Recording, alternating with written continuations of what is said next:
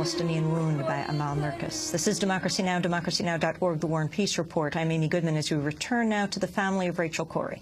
7 years after their daughter was crushed to death by an Israeli military bulldozer, and 5 years after filing a civil lawsuit against the Israeli government, the case has moved ahead. Today, a district court in Haifa will begin hearing evidence about the circumstances of Rachel's death. On Friday, just before they left for Israel, I sat down with Rachel's family, her father Craig, her mother Cindy, and her sister Sarah, for an in-depth interview about the case. I asked Rachel's father Craig to lay out the particulars of the court case. This is the culmination, really, of 7 years of our family searching for some sort of justice in the killing of Rachel. And we've tried to do that through diplomatic means, and we've asked for a U.S.-led investigation into Rachel's killing. We've also understand that the Israelis, through Prime Minister Sharon, promised President Bush a thorough, credible, and transparent investigation into Rachel's killing. But by our own government's measure, that has not happened. So we're left with simply a civil lawsuit. So we're accusing the state of Israel of either intentionally killing Rachel or guilty of gross negligence in her killing 7 years ago. And so we're seeking, the only thing you can seek in a civil case is damages, you know. So it is really a very small part of the story that's gone on in our lives, but it's critical to have our time in court. Our motivation for that was largely that it is an avenue which we understood we would be able to pursue and get information. So through the discovery process, we were hoping to get a good deal of information. We have gotten some, but they've used sort of secrets of state to block us from getting other evidence into court. But we're going forward, and we're very hopeful that we will get a fair trial. Cindy, Corrie, speaking of blocking information, the Palestinian doctor who first treated your daughter, who first treated Rachel, is not being allowed out of Gaza to testify. Is that right? That's our understanding at this point.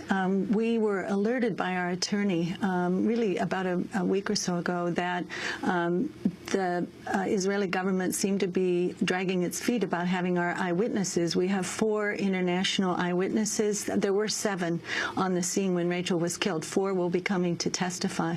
Our attorney told us that the Israelis were not agreeing to let them into Israel. We sought help from the U.S. government, from the State Department, and from our ambassador. And subsequently, the 4 international eyewitnesses have been given approval to come, and they will be entering the same day that we are.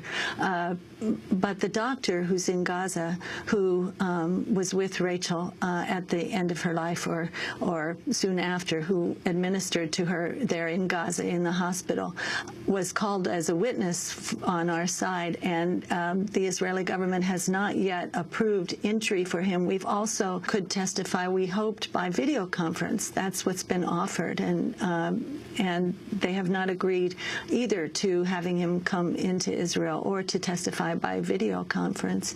And we are pursuing that. We know that Ambassador Cunningham has also been pursuing this with Israeli officials. The U.S. ambassador to Israel. The U.S. ambassador to Israel, yes. He's been pushing for the Palestinian doctor to be able to testify by video conference, yes. Sarah, the autopsy of your sister, of Rachel, and I'm still sure that is hard to hear 7 years later. Can you talk about the significance of that?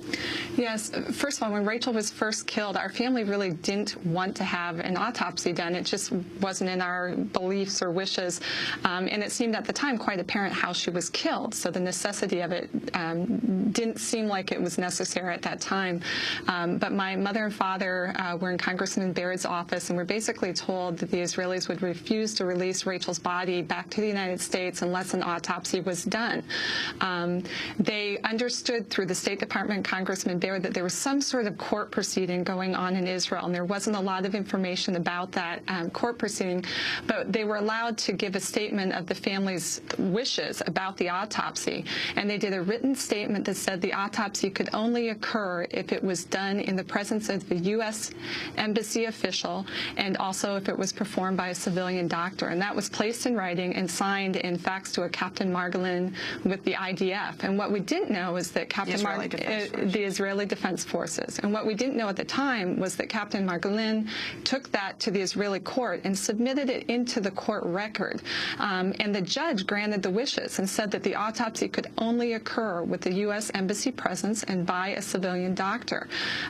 In 2003, my parents were allowed to read the military police report about the investigation into Rachel's killing. And in that report, it said that a U.S. Embassy official was present at the autopsy. So we always assumed that that had happened and is gone as our wishes had stated. It wasn't until several years later, through U.S. government FOIA records, that I first saw some mention of the fact that there was no U.S. Embassy official present during the autopsy. And it took us until 2007 to confirm with the State Department in writing that absolutely there was no U.S. Embassy official present. So that goes against an Israeli court order in terms of the autopsy wishes. So we actually amended our complaint against the government of Israel to bring the violation of the Israeli court order into this proceedings, and information about that will be heard. How will this proceed? It starts Wednesday, March 10th, which is actually just 6 days before the 7th anniversary of Rachel's death. Cindy? Well, I think we have to see how it all unfolds. What we know now is that we will be presenting our witnesses, the witnesses that we have called. That includes Craig, because he can testify to the wishes about the autopsy. It includes the 4 eyewitnesses. It includes the Dr. Hiss, who performed the autopsy, and an expert witness who will testify that he believes that the stipulations by which bulldozers are supposed to be used. There are manuals that we obtain through the courts about how the bulldozers are supposed to be used. Those state clearly that when people can't be dispersed or are in the area, they're not supposed to operate. And so the expert witness will testify to a number of things, but he'll testify about that piece of things. That our witnesses will be presented. We thought that we would then hear the state's witnesses, but we just learned last week that in an unconventional motion, according to our attorneys, the Ministry of Defense applied to not have to submit any of their affidavits to the court. Our witnesses had to submit affidavits months ago, but not to have to submit their affidavits to the court, and to have 30 days after they hear all of our witnesses testify before their affidavits are submitted. Once that happens, then there will be another court proceeding, apparently, when their witnesses will have to testify and be cross-examined by our attorney. But at this point, we don't know what that date will be. The case will be heard by a judge, Judge Gershon, in the Haifa District Court. District Court there is not equivalent to our district court. This is the court there that falls under their Supreme Court or their High Court. Our understanding originally was that he would hear the testimony from both sides and then would get final reports from the attorneys in both sides following the presentation of evidence. He would then take that and review it, we were told up to several months, and then would come back with a decision about responsibility. And depending on how that turned out, then there would be another phase in which there would be discussion in the court about damage and how parties were damaged. Sarah, this is your first time in Israel? Yes, it is. It will be my first time in Israel, and honestly, I wish that there would have been a way for me to